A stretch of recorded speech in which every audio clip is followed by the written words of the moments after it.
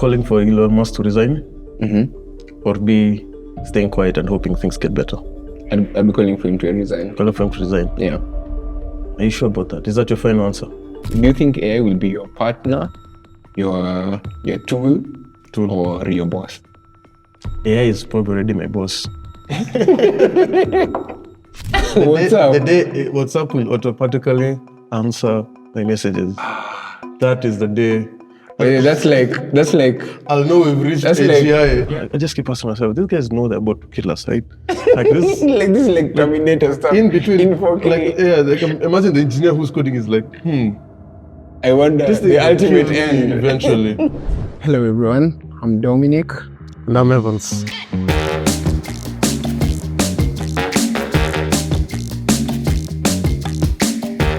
So Now, Dominic, on this show we try to be very neutral. do we? Yes. Which is why our first story is going to be about Tesla. Okay. Uh-huh. So I want to throw a question at you. Okay. Say you own a huge amount of stock, or even not doesn't necessarily need to be that huge, but you own stock in Tesla. Right now, would you be A, calling for Elon Musk to resign, or B, staying quiet and hoping things get better? I'll be calling for him to resign. Calling for him to resign. Yeah. Are you sure about that? Is that your final answer? I mean, if the last three months or anything to go by, I'd probably be calling for him to resign. Okay. So yeah, but to be honest, it's also the reason why it's high. Well, if I'm a Tesla, If you are the if I'm a Tesla stockholder, so I don't know. It's a mixed bag, but I don't know. Right now, he's not that involved in Tesla. He's technically a half quasi politician, as it were. So I'd say I'd probably be calling for him to resign. It's time to hang the boots. Okay. I hope to make the case that that is the worst option you could have taken. Oh, calling him to... Yes. Okay. And I hope to back it with a bit of data. Okay. Now you need to lay the groundwork because Lay the groundwork. okay. So this is what I know, right? Over the last 3 months, Tesla has shed like $800 billion. That is true. That is the equivalent of like all other car companies in valuation combined.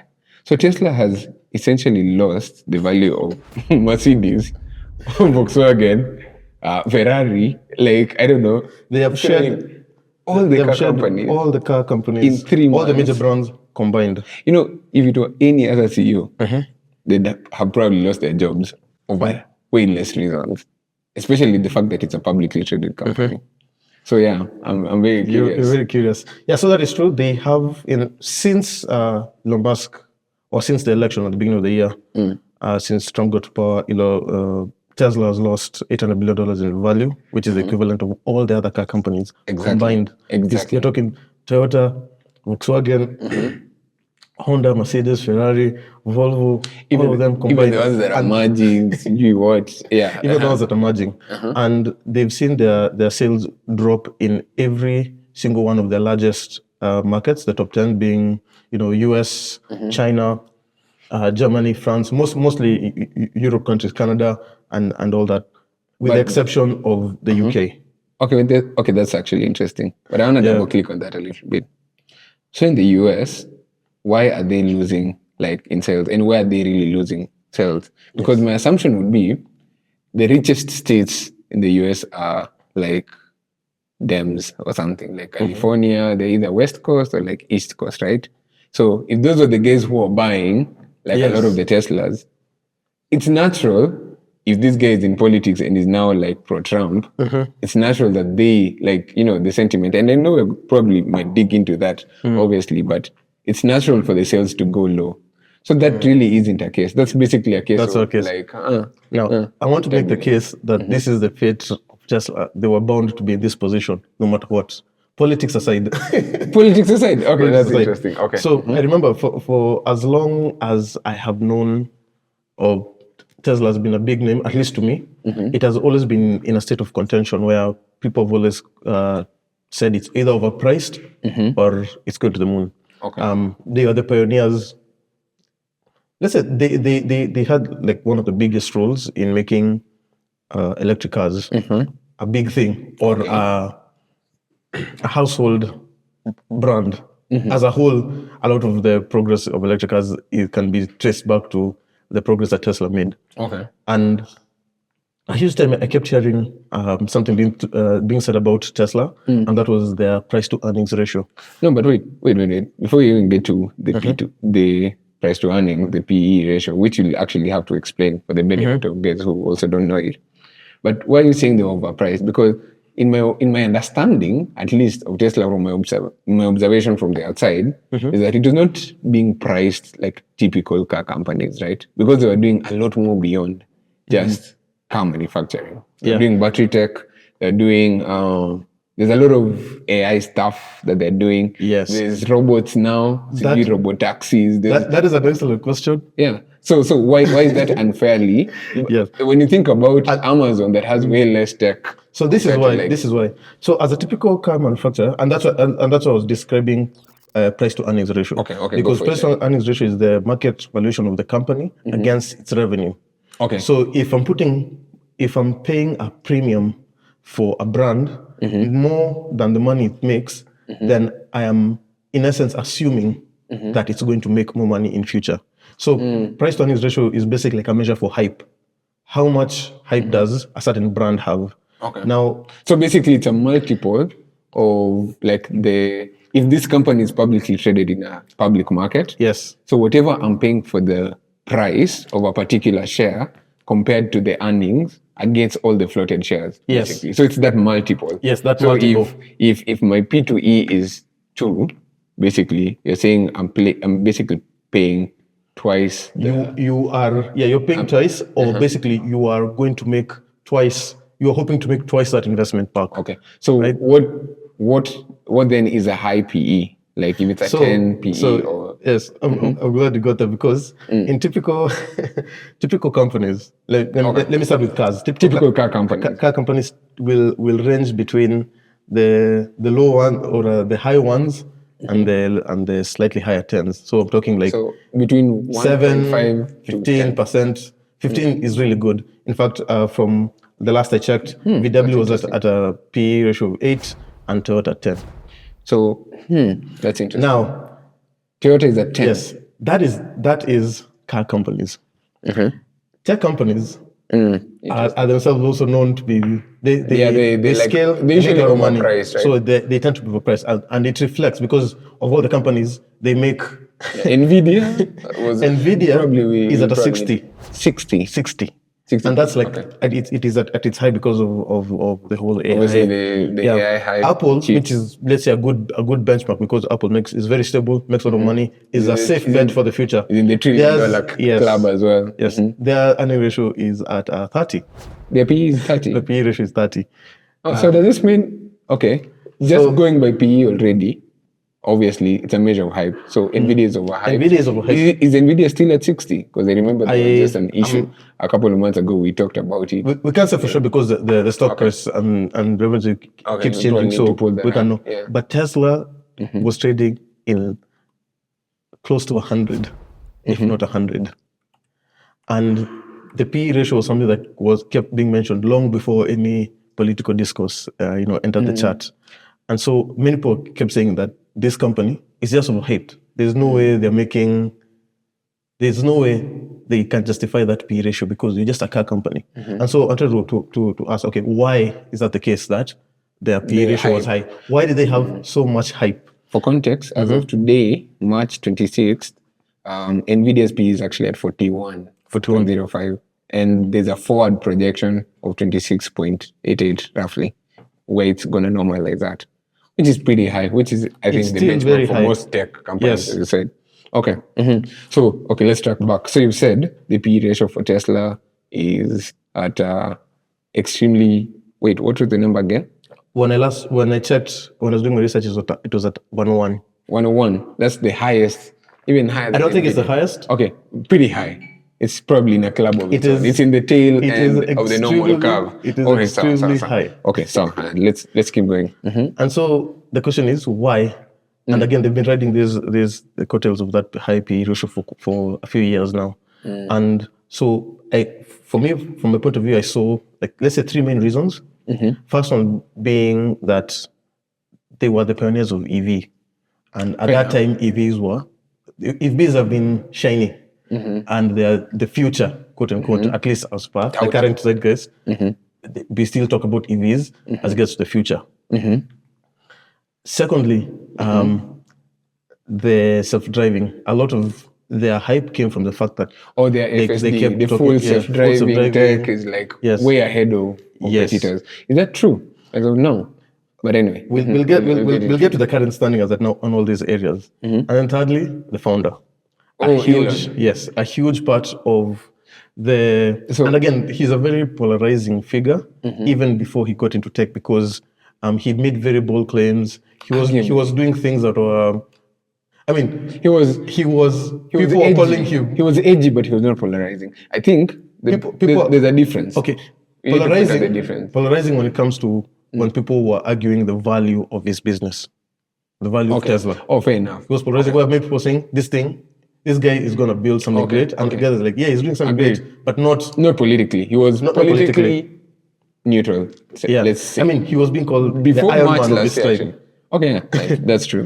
Even remember when he did like the cameo? I don't know which was Avengers or something. Some Tony Stark cameo. I remember that one. So you should probably insert some cameo thing there. Anyway. And now when you look back on those three areas, you see a very different picture. So one, EV is being hot and shiny. Okay. Right now, every car manufacturer has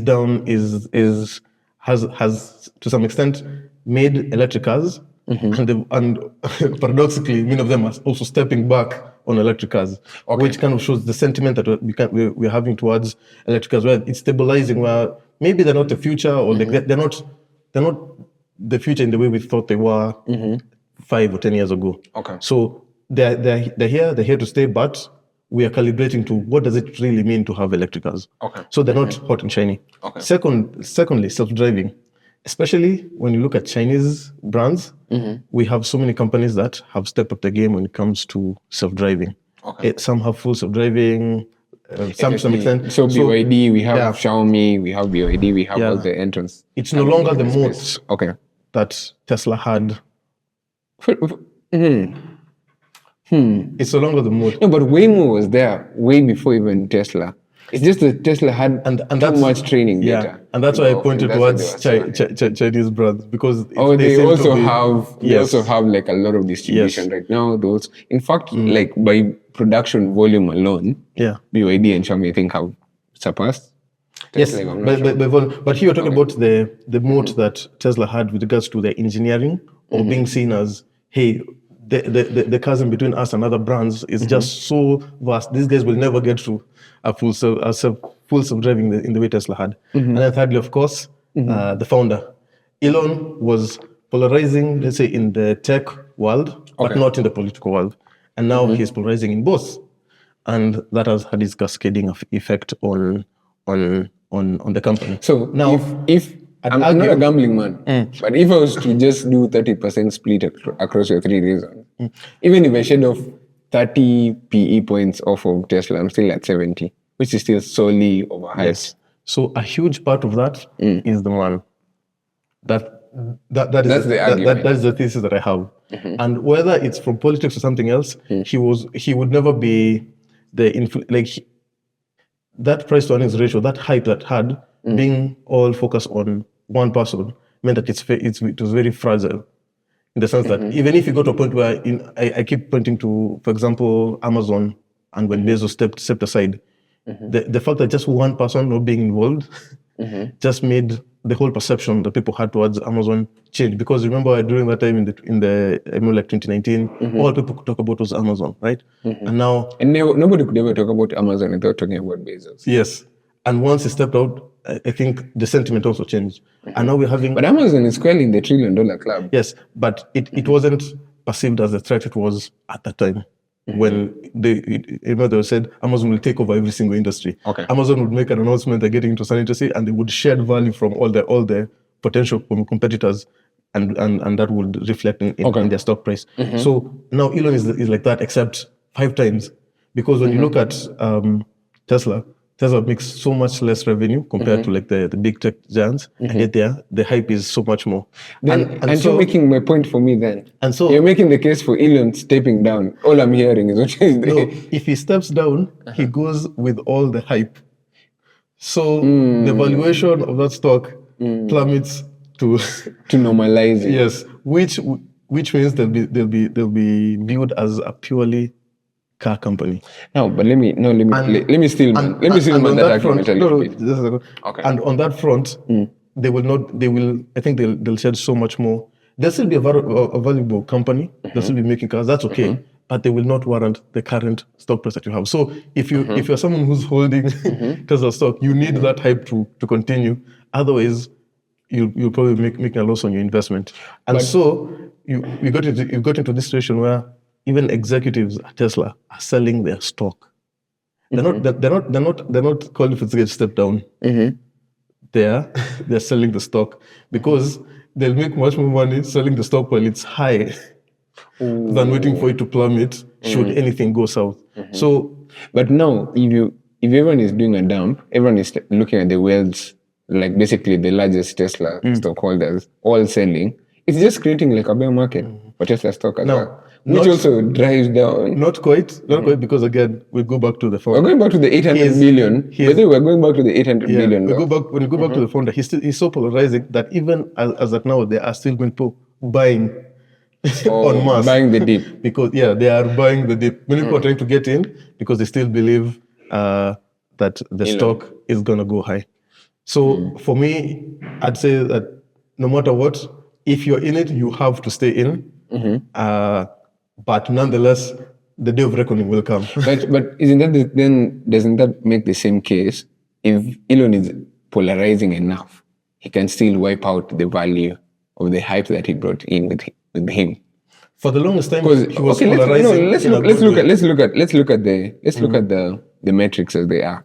We talked about $800 billion being shed off the last 3 months. We talked about them losing car sales, especially where the markets were strongest.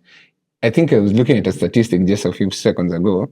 Like the largest buying 10 states are all like blue states in terms of politics. At least the Democrats, and like all the non-buying like Tesla states are all red states, and most of them still believe in the hype of like fuel powered, like gasoline powered vehicles. Right? It's very hard to convince them into the EV hype, as it were. So either way, we're talking about if he goes down the beaten path that he is, and I don't want to speak to the character of the person, I just want to speak to the character of what he has said.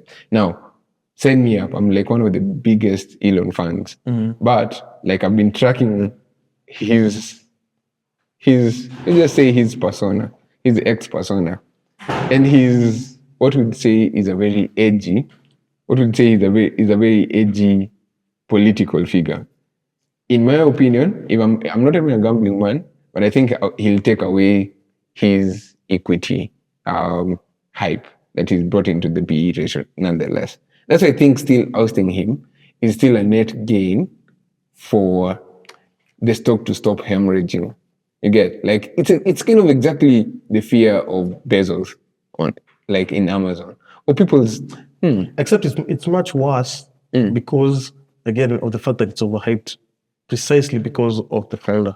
But it's already shedding, and it's still losing value right now, precisely because of the founder. Okay, well, I guess what I'm saying is, as an investor, you're more or less locked in. You have no choice.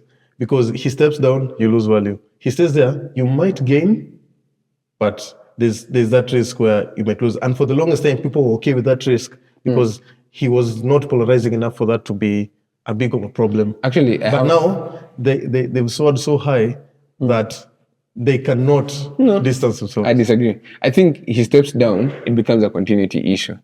If you can just play into the optics well enough to show that, hey, this ship is still under a steady, like it's still within a steady, like there's a steady captain on deck, like if he can be able to paint the picture of the person who's bringing in is like, quote unquote a safe person, not an edgy person like Elon, and he can keep doing his edgy things. He can still have like board control and things like that, but he steps aside as the official figurehead of being CEO of Tesla.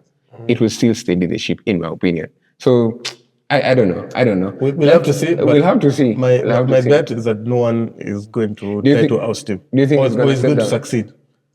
Okay, succeed. Yeah, that's true. Because succeed, I think succeed begs the question of control, which I think he firmly has in all his main startups. Tesla, SpaceX. So X, like it's hard to kind of oust him I can if imagine- he doesn't want to walk away from it. I can imagine some of the people, or at least people holding stock, saying, "Okay, you know what? Let's just try to hold on." Human emotion it goes up and down. So who knows? Maybe a year from now, people's sentiment will change.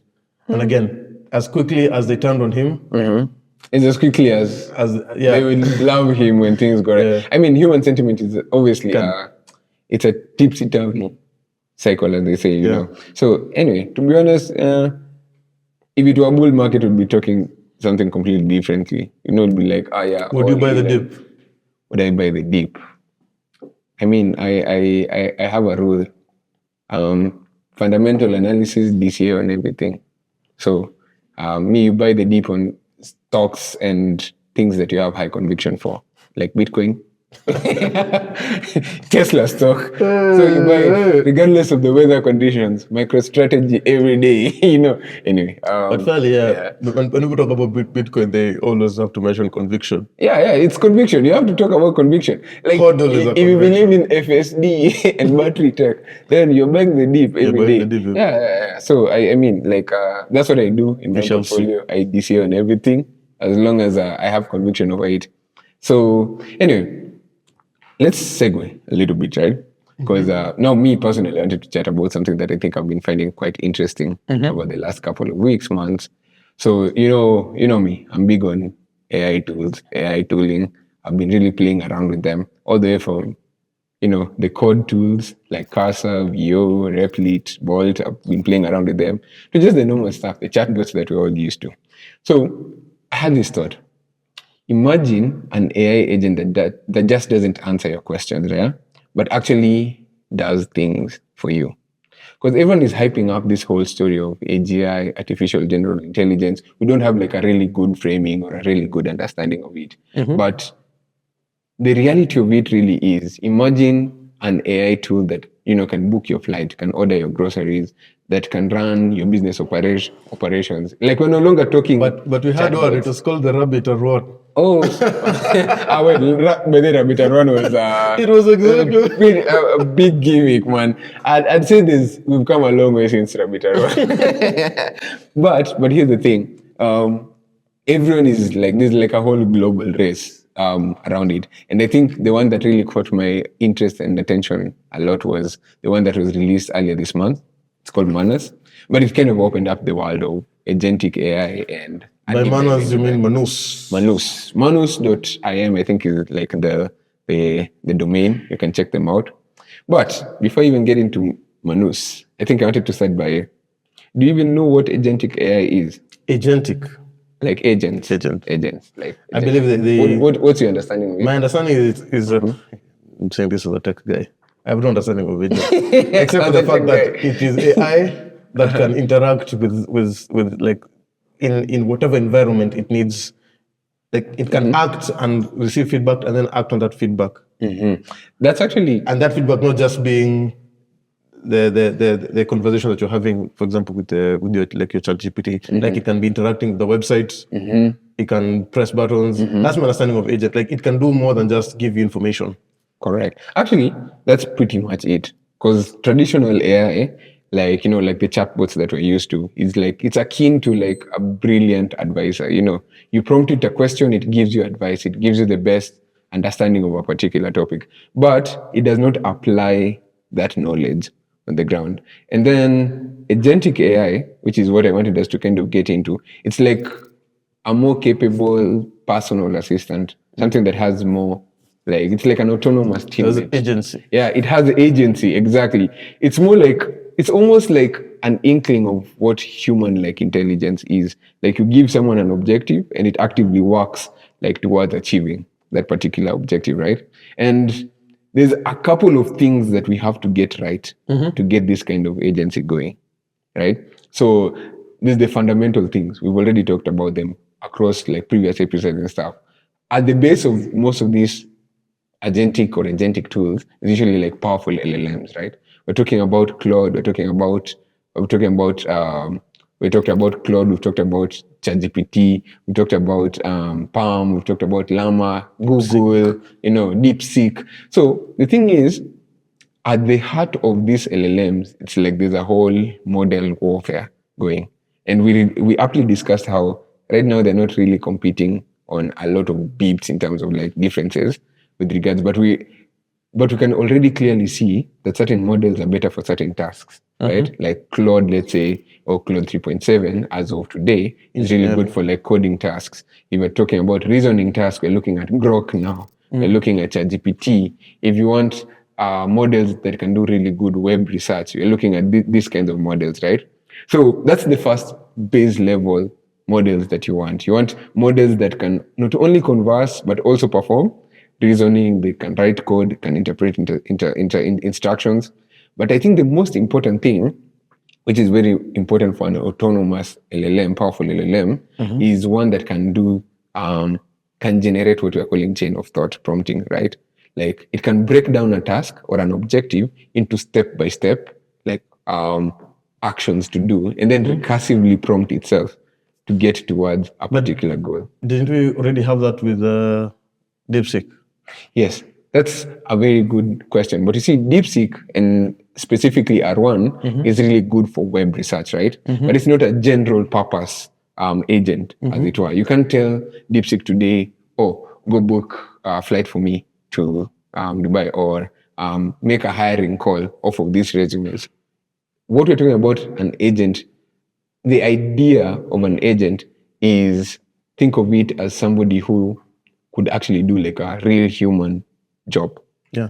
So I saw that Manus is invite only at this moment. So yes.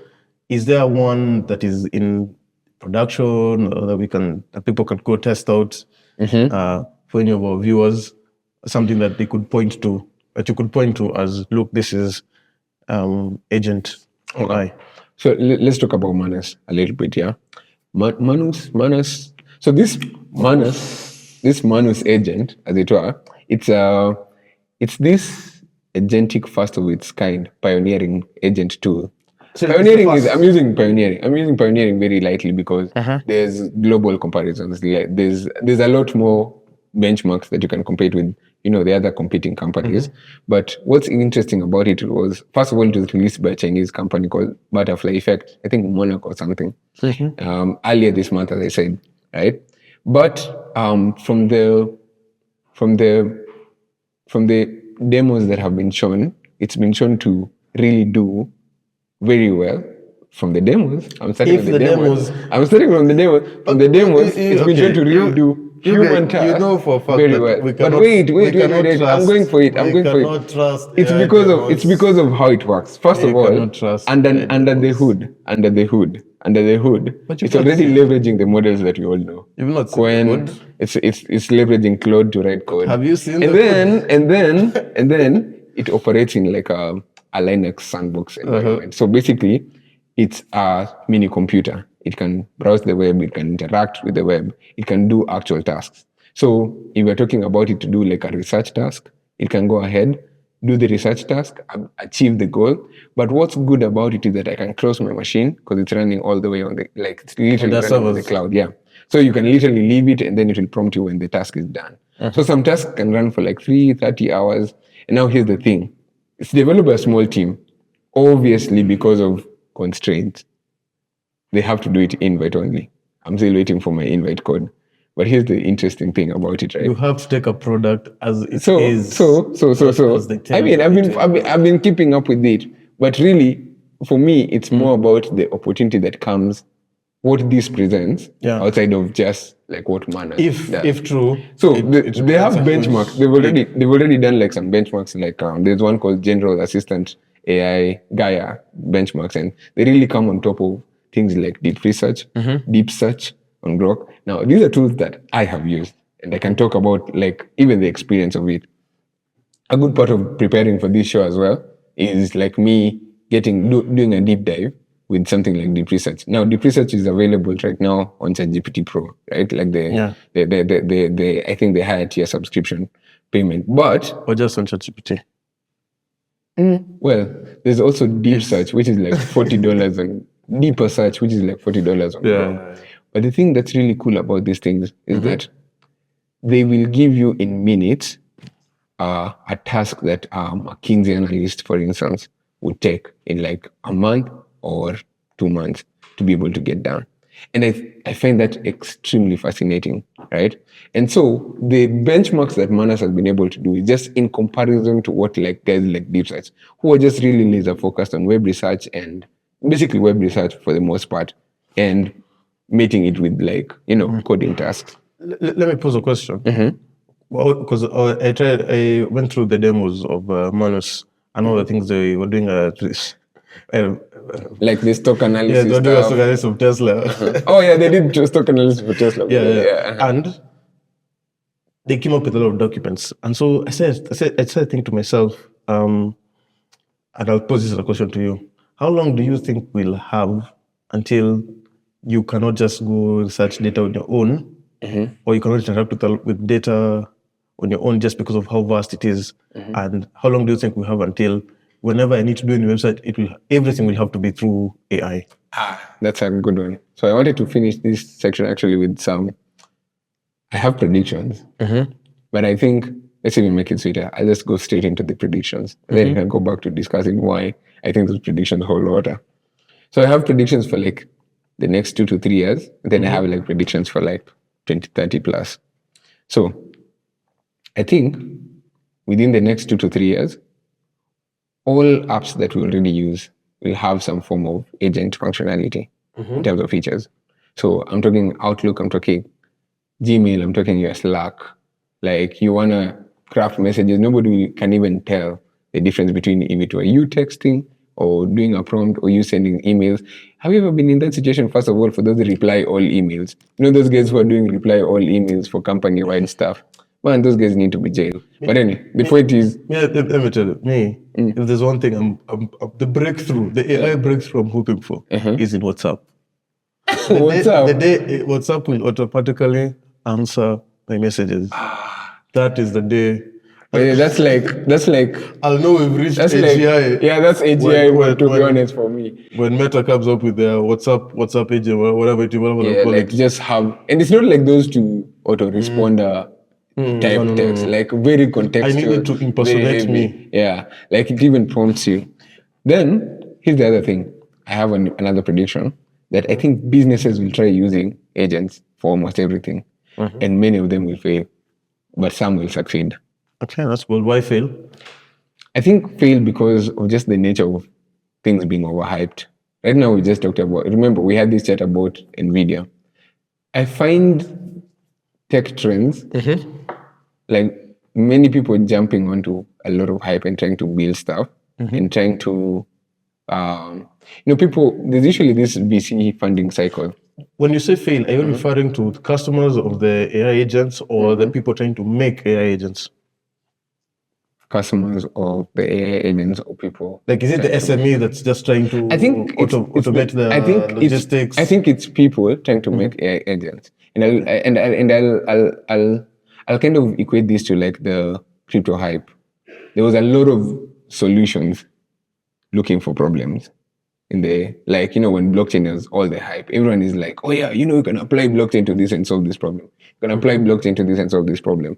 But when rubber met the road, a couple of, bearish markets came through, very few sifted companies and products are still finding relevance in terms of providing utility in the space. I think it's the same thing with this agentic AI space.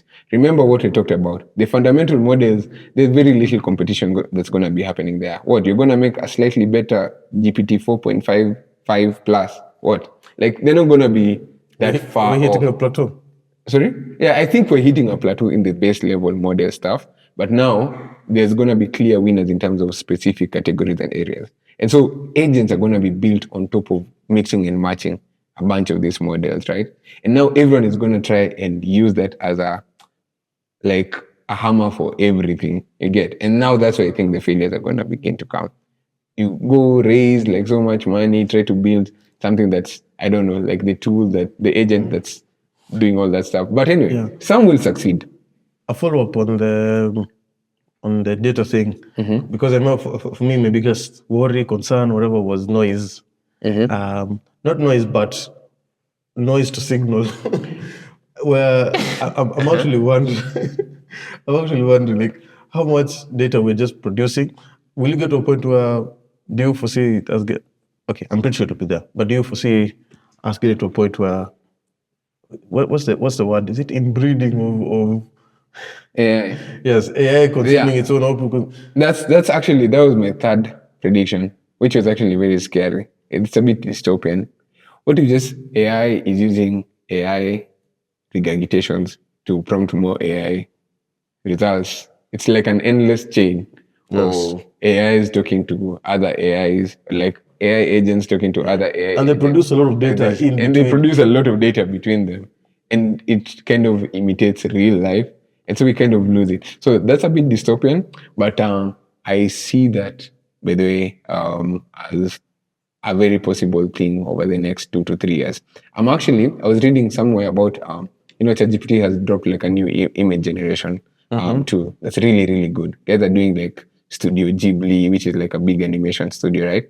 Like versions of photos, and it's pretty accurate. And I was reading somewhere how they have to mark metadata for every photo as being AI generated, so that there's less regurgitation of AI stuff. But not everyone is thinking about safety. And certainly not the end users. Safety. Exactly, and now that's now where I'm thinking about another prediction of public trust being tested. Yeah, like regulations always catch up with these kinds of things very slowly. But anyway, so here's the longer term, more dystopian journey, if you can go it down with me. Do you think society will reshape because of this? Actually, society, I think, will reshape. Shorter work weeks, AI run businesses, and maybe things like now UBI making sense. I don't think so. I mean, I don't think so. I think there's been a lot of innovation. Yeah.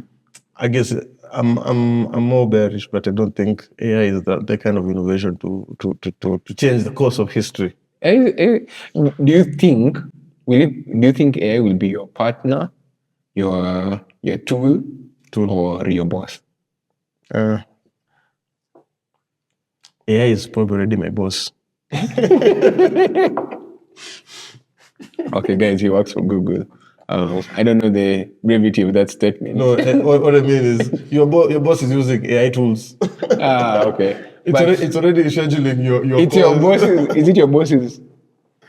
So even if it is his tool, like think about how much of our lives is just dictated by machines. Code. Yes, so in a sense, AI is already our boss, but that's more philosophical than it is an actual prediction. Oh, that's very interesting. But we'd want to hear from the audience. Yeah, I think I'm very curious. I'm very curious on this point.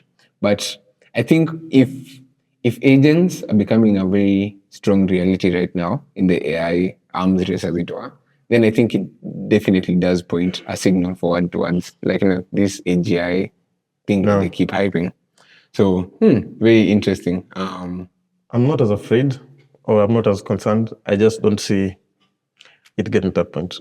No, I think there'll personally be like a lot of displacement, like job displacements, where you need to either reskill on like figuring out, or it might create new kinds of jobs. It definitely in the same way the gonna, internet did. The same way the internet did. Yeah, that's Like, gonna be the same. It was a change in the sense that no one before the internet thought this is how the world would look like. That we'd have two guys sitting on a desk talking to, talking to hopefully thousands of people. But it wasn't so much a drastic change where you look at it and be like, the world is so much different in 2010 than it was in 1995. Okay, now. Hey, anyway, yeah. I think on that note, I'd love us to just like let's hear from podcast here. and hear from our audience, man. Is Post, like, subscribe. Man. Tell us. Don't forget to hit confirm when you hit unsubscribe. Tell us in the comment section. Is your next coworker going to be, code? Tell us. Dude, Tell us. I saw the video from Boston Dynamics where they have like a new robot or something? the robot was doing Backflips or something. was doing back, not like the junky kind of back it used to do kitambo. Now it's like it's Like agile. Spider-Man stuff. Yeah, it's like Does you it guys actually know finally that have dexterity or something? I just keep asking myself, these guys know they're about to kill us, right? Like this Like this is like Terminator stuff. in between, In 4K. like imagine the engineer who's coding is like, I wonder this thing the will ultimate kill me end. eventually. But Hey. I can't stop. Are we just doomed to our own endless loophole? Existential finishing of ourselves. Anyway, interesting philosophical question. Until then, Thank you for hanging out with us at Yeah. Admin Access. I hope to see you soon.